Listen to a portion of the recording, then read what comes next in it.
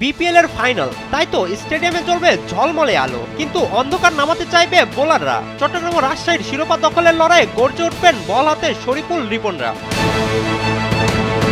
চট্টগ্রাম আক্রমণ শুরুটা শরীফুল ইসলামকে দিয়েই করবেন, কেননা শরীফুল এই আসরে 10 ম্যাচে 23টি উইকেট তুলে নিয়ে আছেন বোলারদের শীর্ষে। পাওয়ার প্লেতে তার 2 ওভার মানেই যেন ব্যাটারদের জন্য বাড়তি চাপ। মাঝের ওভারে চট্টগ্রামের ভরসার আরেক নাম শেখ মেহেদী হাসান। বল হাতে রান আটকে রেখে নীরব আঘাতের মতোই কাজ করবেন চট্টগ্রামের অ্যাগ্রেসিভ ক্যাপ্টেন। 11 ম্যাচে শিকার করেছেন 15টি উইকেট। শেষের দিকে আছেন আমির জামাল। ভেরিয়েশন আর সাহসী লাইন লেন্থে ডেট ওভারে প্রতিপক্ষকে থামানোর দায়িত্ব মেহেদী তার কাঁধেই রাখবেন। এখন যে কোনো ব্র্যান্ডের পুরাতন এসি বদলে নতুন ওয়ালটন এসিতে উপভোগ করুন 25% ছাড়।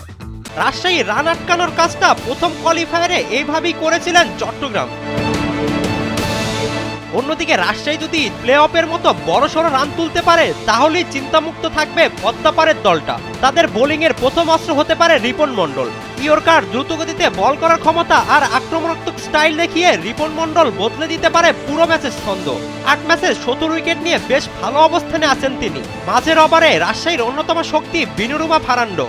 বাঁহাতি পেস নিয়ন্ত্রণ, ডট বলের চাপ আর সময় মতো উইকেট ফাইনালের ম্যাচ ঘুরিয়ে দিতে বিনুরুমার ভূমিকা থাকবে বড়।